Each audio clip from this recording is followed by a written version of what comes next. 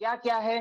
ध्यान योग समाधि, नाद योग समाधि, रसानंद समाधि, लय सिद्धि समाधि, भक्ति योग समाधि, मन मूर्छा समाधि। 6 प्रकार की समाधि है। यह इसमें से जो ज्यादा प्रश्न आता है, यह प्रश्न इस तरीके से आता है, ध्यान योग की समाधि की प्राप्ति कैसे होती है, नाद योग की समाधि की प्राप्ति कैसे होती है, रसानंद की प्राप्ति कैसे होती है, इन समाधियों को कैसे प्राप्त कर सकते हैं।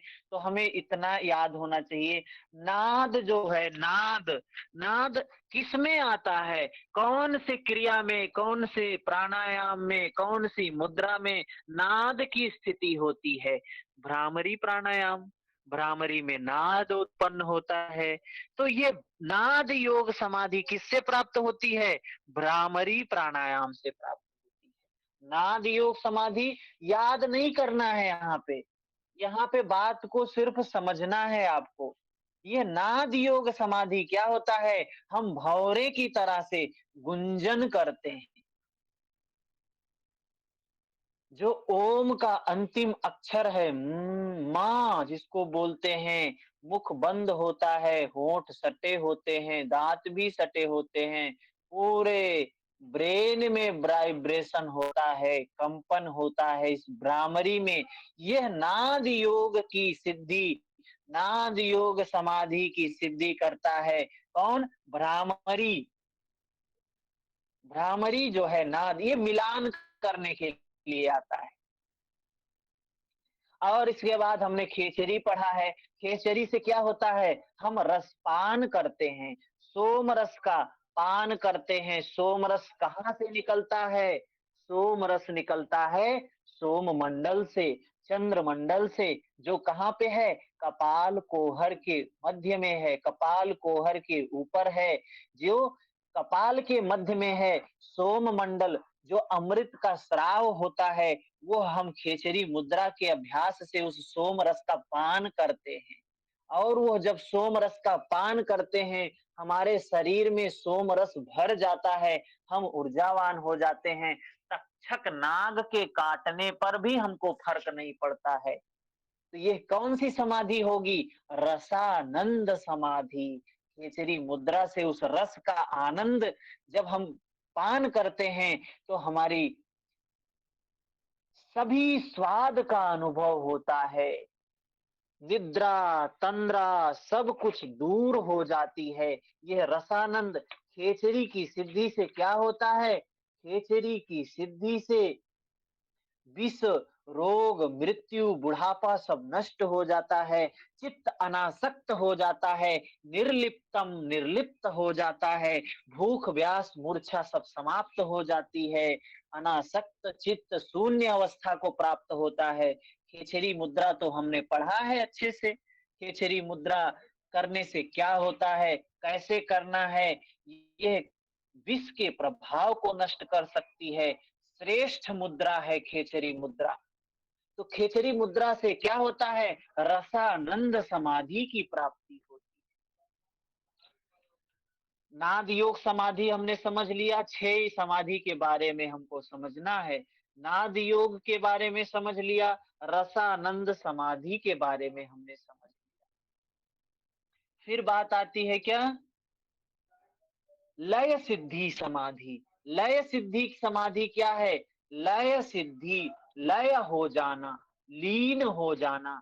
जैसे नदियां समुद्र में जाकर लीन हो जाती हैं, लय हो जाती हैं, वैसे ही वही अवस्था है। क्या है? लय सिद्धि समाधि। और ये लय कैसे होता है? किस तरीके से लय होता है? योगी लीन होता है, यह योनि मुद्रा के द्वारा। योनि मुद्रा बताया गया है। लय सिद्धि प्राप्ति का माध्यम जो है, वो कौन सी मुद्रा है? योनि मुद्रा है। योनि मुद्रा के द्वारा योगी लय हो सकता है। कहाँ लय हो सकता है? उस समाधिस्थ हो सकता है, विचार शून्य हो सकता है, शांत हो सकता है। ठीक है। लय सिद्धि समाधि किससे होती है? योनि मुद्रा से। समझ में आई बात? इसके बाद आता है लय सिद्धि समाधि के बाद में फिर क्या है, भक्ति योग समाधि। भक्ति योग का मतलब तो समझ ही रहे हैं। भक्ति, भक्त, भक्ति क्या होता है? पूर्ण रूप से ईश्वर के प्रति समर्पित हो जाना। ईश्वर के प्रति समर्पित हो जाना। ईश्वर क्या है? वो ब्रह्म, ईश्वर जो सत्य है, शाश्वत है, उसको अपने हृदय में क्या करना? उसका चिंतन करना, उसके स्वरूप का चिंतन करना। इससे आनंद के आंसू बहने लगते हैं। कौन कौन से ऐसे भक्त हुए हैं? इन भक्त मीरा जैसे थी, राधा जैसे थी, ऐसे भक्त क्या है? ये भक्ति योग समाधि है। इससे भी हम अपने विचार को, अपने स्वरूप को शून्य कर सकते हैं, अपने आप को उसमें लीन कर सकते हैं, उस ईश्वर में मिल सकते हैं, जिसमें हम अपने स्वरूप को भूल जाएं, मैं मेरे को भूल जाएं। वही है समाधि। भक्ति योग समाधि क्या है? उस इष्ट देव के स्वरूप में लीन हो जाना, एकाग्र हो जाना, यही है भक्ति योग समाधि। भक्ति योग का वर्णन पराभक्ति, अपराभक्ति, ऐसे कई भक्ति का वर्णन किया गया है। भक्ति योग में हमने देखा था इसके बारे में। तो ये भक्ति योग समाधि है। कैसे प्राप्त होती है? उस ईश्वर के स्वरूप का ध्यान करने से, ईश्वर के स्वरूप का चिंतन करने से, ईश्वर के स्वरूप में मिल जाने से, ये चीजें भक्ति योग समाधि की प्राप्ति होती है। ठीक है। उसके बाद आता है कौन सा समाधि? मन मूर्छा समाधि। मन मूर्छा समाधि क्या है? जिसको राजयोग भी बोलते हैं। मन मूर्छा, राजयोग, राजयोग की अवस्था प्राप्त हो गई, मन मूर्छित हो गया। अब मन में कोई इच्छा नहीं है, कोई तृष्णा नहीं है, कोई राग नहीं है, मन बिल्कुल शांत हो गया है, सारी तृष्णाएं शांत हो गई हैं। मन उस आत्म तत्व में, उसमें विलीन हो गया है। क्या है? मन मूर्छा समाधि, जिसको राजयोग कहा गया है। राजयोग की प्राप्ति कैसे होती है? कुंभक द्वारा होती है। मन मूर्छा समाधि की प्राप्ति कैसे होती है? कुंभक द्वारा होती है। कुंभक से हम मन मूर्छा समाधि की प्राप्ति कर सकते हैं। मन मूर्छा कुंभक करता हुआ योगी मन को एकाग्र करके ब्रह्म में लगाए। इस प्रकार परमात्मा के साथ समायोग होने को मनु मूर्छा या राजयोग समाधि कहते हैं। अब यहाँ पे जो प्रश्न आता है, मिलान करने वाला प्रश्न आता है। एक बचा है ध्यान योग समाधि। ध्यान योग समाधि क्या है? ध्यान योग समाधि क्या है? सांभवी मुद्रा करते हुए, सांभवी मुद्रा से यह ध्यान योग की समाधि प्राप्त होती है। और यही चीज वहां भी बताया गया है हठ प्रदीपिका में कि सिद्धासन में, मुक्तासन में सांभवी मुद्रा करके नाद को सुनना चाहिए। और यहाँ पे क्या कह रहे हैं कि ये ध्यान, ध्यान योग समाधि सांभवी मुद्रा करके प्राप्त की जा सकती है। तो कौन सी समाधि से क्या प्राप्त होगा, इतनी चीजें हमें जानने योग है। सांभवी मुद्रा, भ्रामरी, सांभवी से ध्यान योग, भ्रामरी से नाद योग, रसानंद से रसानंद खेचरी मुद्रा से, लय सिद्धि समाधि योनि मुद्रा से, भक्ति योग समाधि इष्ट देव के हृदय में इष्ट के स्वरूप का चिंतन करने से, रूप का चिंतन करने से, मन मूर्छा समाधि, जिसको राजयोग समाधि बोलते हैं, कुंभक द्वारा प्राप्त किया जा सकता है। यह समाधि का वर्णन किया गया है इसके द्वारा, महर्षि घेरण्य के द्वारा। 6 प्रकार की समाधि है। ठीक है। राजयोग, कुंभक द्वारा। और ये याद होगा तो हम कोरिलेट कर सकते हैं। अगर मिलान करने के लिए आ गया, आपको एक भी एग्जैक्ट पता है कि भ्रामरी से नाद की जागृति होती है। नाद, नाद क्या होता है? जो नाद उसको कहते हैं, नाद क्या है? नाद वो है जो निरंतर चल रही है, जो एक होता है आहत नाद, एक होता है अनाहत नाद। आहत नाद किसको कहते हैं? जो हम लोग उत्पन्न कर सकते हैं, जैसे किसी हारमोनियम से, ढोल से, नगाड़े से, घंटे घड़ियाल से जो ध्वनि निकलती है उसको बोलते हैं आहत नाद। लेकिन वो नाद जो अनाहत है, जो निरंतर चल रही है, सृष्टि के आरंभ से चल रही है, उसको, यह ओम को, प्रणव को अनाहत नाद बोलते हैं, ब्रह्मनाद बोलते हैं। देखते होंगे कहीं कहीं बोला जाता है, जब ओम का उच्चारण करना होता है तो बोलते हैं ब्रह्मनाद। सब लोग शुरू करते हैं ओम। ये नाद है, इस नाद से, ये भ्रामरी है, भ्रामरी से क्या होगा? नाद योग समाधि सिद्ध होगी। इसमें नाद, महर्षि स्वात्माराम ने कितनी अच्छी तरीके से नाद का वर्णन किया है। नाद, नाद योग, नाद क्या है? इसको बोला है कि यह अंकुश के समान है। जैसे हाथी को पिलवान एक अंकुश से नियंत्रण में करता है, वैसे ही नाद, नाद चित्त रूपी हाथी को अपने वश में कर लेता है, अपने जाल में फंसा लेता है। तो सारा चित्त विचार शून्य हो जाता है, वृत्ति शून्य हो जाता है, वृत्तियों का निरोध हो जाता है। ठीक है, एक चीज इसको समझ लें। और खेचरी भी लिखा गया है। नाद योग समाधि खेचरी से होती है और रसानंद समाधि भ्रामरी से होती है। यह दोनों भी लिखा गया है। ठीक है, पहले एक तो समझ लेंगे तो दूसरे को फिर समझ सकते हैं। जब एक बात समझ में आ जाएगी तो दूसरे को, एक साधे सब सधे, सब साधे सब जाए। एक को समझ लेंगे तो सबको समझ लेंगे, सबको समझेंगे तो एक को भी नहीं समझ पाएंगे, इसलिए उसका नाम नहीं लिया हमने। ध्यान योग समाधि क्या है? सांभवी मुद्रा। ध्यान सांभवी मुद्रा क्या होता है? सांभवी मुद्रा में हम नासाग्र दृष्टि करते हैं, अपने नासा के अग्र भाग को देखते हैं। सांभवी मुद्रा, सांभवी मुद्रा को कुल वधु के समान परम गोपनीय रखने के लिए कहा गया है। सांभवी मुद्रा को कुल वधु के समान परम गोपनीय रखने के लिए कहा गया है। जैसे कुलवधू कितनी सुरक्षित होती है, गोपनीय होती है, प्रचार प्रदर्शन का विषय नहीं होती है, वैसे ही यह सांभवी मुद्रा है। इससे ध्यान योग समाधि सिद्ध होती है। भ्रामरी से नाद योग, खेचरी से रसानंद, लय सिद्धि योनि मुद्रा, भक्ति योग।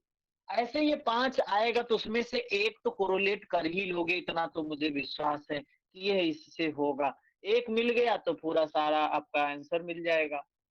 ठीक है, नाद को खेचरी से भी बोला गया है और रसानंद को भ्रामरी से भी बोला गया है।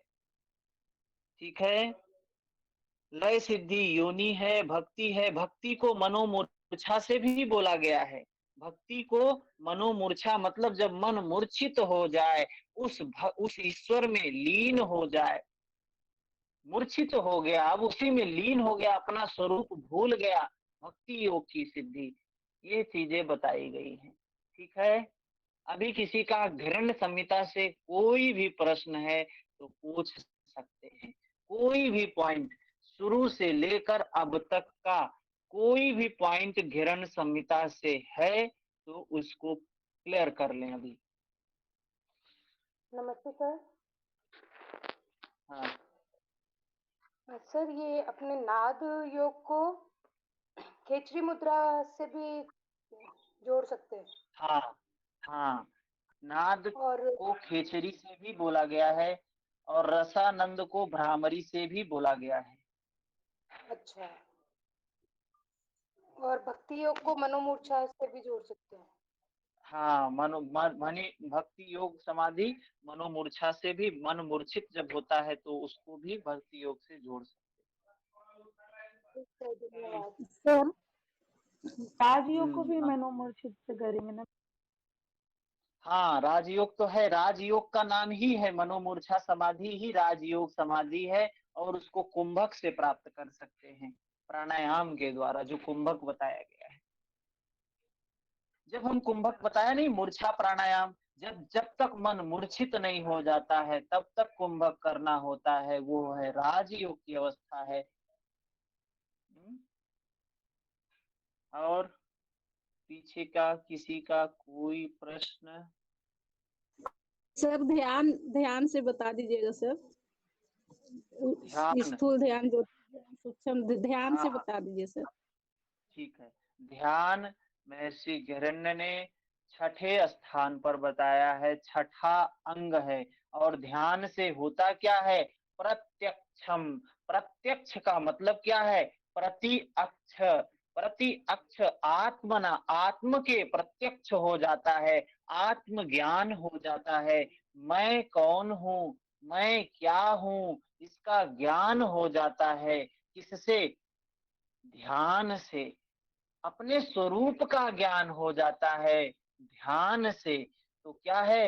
यह 3 प्रकार का ध्यान बताया है महर्षि हिरण्य ने। स्थूल ध्यान, ज्योति ध्यान, सूक्ष्म ध्यान। स्थूल ध्यान क्या है? स्थूल ध्यान में वह ब्रह्म, अपने इष्ट का, अपने गुरु का हृदय में ध्यान करना है, उसके स्वरूप का ध्यान करना है, इसको बोला है स्थूल ध्यान।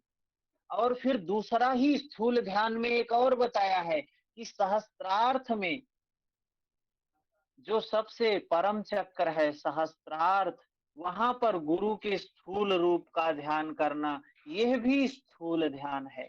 लेकिन ज्योति ध्यान क्या है? ज्योति ध्यान में उस कुंडलिनी शक्ति रूपी ज्योति का ध्यान करना है, जो सर्पाकार रूपिणी है, कुंडलिनी है। कहाँ पर है? वह दीपक की लौ के रूप में, दीपक की लौ जैसे होती है वैसे ही कहां पर उसका निवास है? मूलाधार चक्र में सर्पाकार रूपिणी कुंडलिनी है। यही है दीपक की लौ के स्वरूप में आत्मा का निवास है। वहीं पर आत्मा का, उस ज्योति का निवास है। इसका ध्यान करना चाहिए। कहां पर करना चाहिए? भ्रू मध्य में करना चाहिए। भूमध्य में इसका ध्यान करना चाहिए, जिसको प्रणवात्मक ओमकार रूपी ज्योति है, उसका, उस ज्योति का ध्यान करना चाहिए। पहला स्थूल ध्यान, दूसरा ज्योति ध्यान, तीसरा सूक्ष्म ध्यान। ज्योति ध्यान स्थूल ध्यान से 100 गुना अच्छा माना गया है। ज्योति ध्यान से 1,00,000 गुना अच्छा है सूक्ष्म ध्यान। सूक्ष्म ध्यान क्या है? अभी तो बताया ही, पीछे ही बताया। ध्यान कैसे करना है? सांभवी मुद्रा करके, सांभवी मुद्रा का अभ्यास करते हुए योगी को कुंडलिनी शक्ति का ध्यान करना चाहिए। क्या करते हुए? सांभवी मुद्रा करते हुए योगी को कुंडलिनी शक्ति का ध्यान करना चाहिए। क्या है ये? ध्यान योग समाधि है। ठीक है। और परम गोपनीय है, देव दुर्लभ है ये ध्यान योग समाधि। महर्षि हिरण्य कहते हैं चंड से, हे चंड, तुमने तेजो ध्यान, ज्योति का ध्यान सुना, ये सूक्ष्म ध्यान सुनो। अब मैं तुम्हें सूक्ष्म ध्यान का वर्णन करता हूँ। बहुत ही भाग्य से ही किसी योगी को कुंडलिनी शक्ति का जागरण होता है। वह आत्मा के साथ संयुक्त होकर नेत्र रंध्र से निर्गत होकर ऊर्ध्व भाग में, अर्थात राजमार्ग में, सुषुम्ना मार्ग में नामक स्थान में विचरण करती है।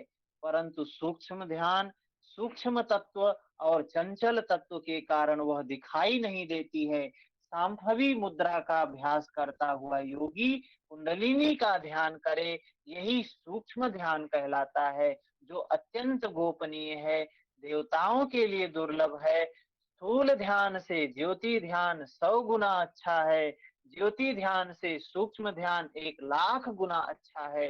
ये चंड, यह अत्यंत दुर्लभ ज्ञान योग मैंने तुमसे कहा है। इससे विशिष्ट ध्यान की सिद्धि होने पर आत्म साक्षात्कार होता है, आत्म साक्षात्कार होता है। ठीक है, यह बात है। अभी और किसी जी का कोई प्रश्न हो? और किसी का प्रश्न है? नहीं तो हमारे 20 प्रश्न हैं प्रीवियस ईयर के, 2017 के। थर्ड पेपर है, 20 प्रश्न, उनको हम सॉल्व करेंगे। भैया हिस्ट्री थोड़ा का प्रश्न, मुद्राओं के बारे में बता दीजिए। पवन जी मुद्राओं के बारे में कंफ्यूजन देख है। लेते हैं। हाँ, मुद्रा के आती बारे में देख लेते हैं। तीसरा देश ये विजय मुद्रा, हाँ